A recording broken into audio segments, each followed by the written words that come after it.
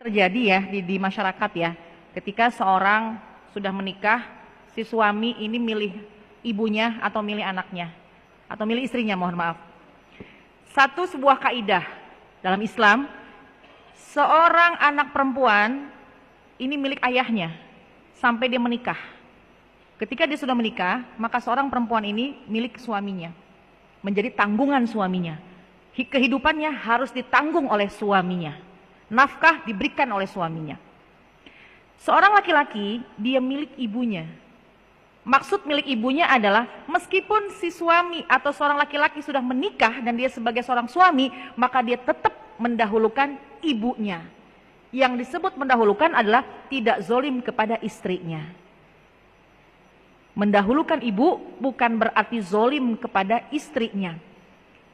Ketika seorang suami sukses, maka harta pertama yang harus dia berikan adalah kewajiban utamanya kepada istri. Tunaikan dulu kewajibannya, yaitu memberikan nafkah kepada istrinya, kepada keluarganya. Itu tanggungan suami. Istri dan anak tanggungan suaminya.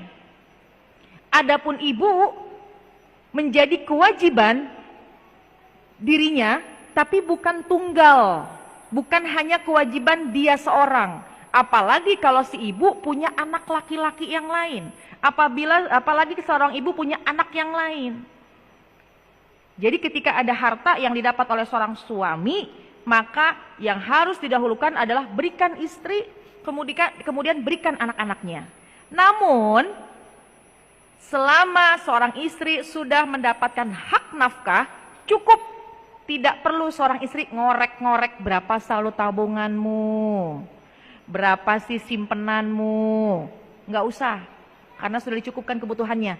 Adapun seorang suami mau memberikan kepada orang tuanya tanpa izin istri, boleh. Seorang suami yang sudah memberikan nafkah dari tabungannya ingin memberikan kepada adik-adiknya sebagai pemberian hadiah, atau memang yang ditanggung karena memang belum bekerja, ibunya punya keterbatasan, si suami punya kelebihan, itu silahkan. Istri mohon maaf jangan menuntut. Nah ini nih, di antara hal-hal yang sering ada perdebatan adalah kurang memahaminya hak dan kewajiban. Ketika dia sudah mendapatkan haknya yaitu nafkah, cukup sampai di situ.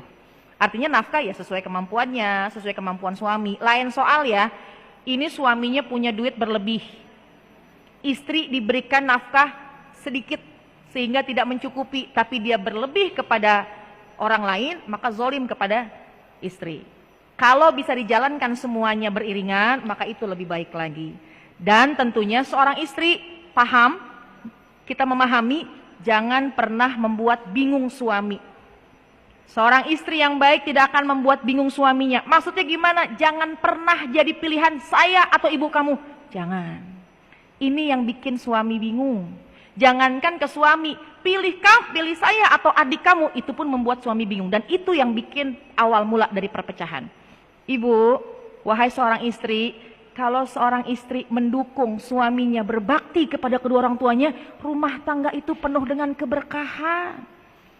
Kita dukung, kita dorong suami kita untuk baktilah kepada ibumu, berilah kasih sayang kepada adik-adikmu, maka rumah tangga itu akan dinaungi rahmat, dinaungi keberkahan oleh Allah Subhanahu wa taala.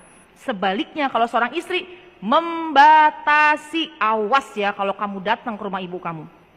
Naudzubillah. Awas ya kalau kamu ngirim diem-diem uang sama ibu kamu. Kenapa sih diem-diem? Padahal kalau terbuka, ya mungkin diem-diem karena takut sama bininya. Tapi kalau terbuka, istri juga jangan gampang marah. Selama sudah cukup kebutuhannya, ya udah cukup. Hati-hati karena banyak kasus, mohon maaf, perpisahan dan membuat keributan, membuat bingungnya seorang suami ketika dibanding-bandingkan dirinya atau istrinya dengan orang tua. Pilih dia, pilih ibumu atau pilih aku. Jangan pernah mengatakan itu. Justru kita harus support suami kita bisa bakti kepada kedua orang tuanya. Dan kalau sekiranya memang ada khilaf kita di masa yang lampau, kita membanding-bandingkan diri kita dengan ibu mertua, mundur. Jangan. Karena ada keberkahan ketika kita dan suami berbakti kepada kedua orang tua. Karena di antara memancing rizki adalah keridhaan dari orang tua. Di antara hidup kita berkah, bahagia, sakinah, mawaddah, warahmah adalah keberkahan dari orang tua, termasuk mertua. Jamaah sekalian, berapa banyak kasus sekarang akhirnya seorang suami sangat bingung. Berapa banyak kasus sekarang di akhir zaman ini seorang istri bisa memutuskan hubungan suami dengan ibu kandungnya. Na'udzubillah min dzalik. Kita keluar dari tempat ini mudah-mudahan menjadi istri yang tambah solehah lagi, mendorong suami kita, memotivasi suami kita untuk lebih berbakti kepada kedua orang tuanya, menyayangi keluarganya, maka insya Allah yakin deh hidup kita bakal diberikan kebahagiaan dan keberkahan. Amin ya rabbal alamin.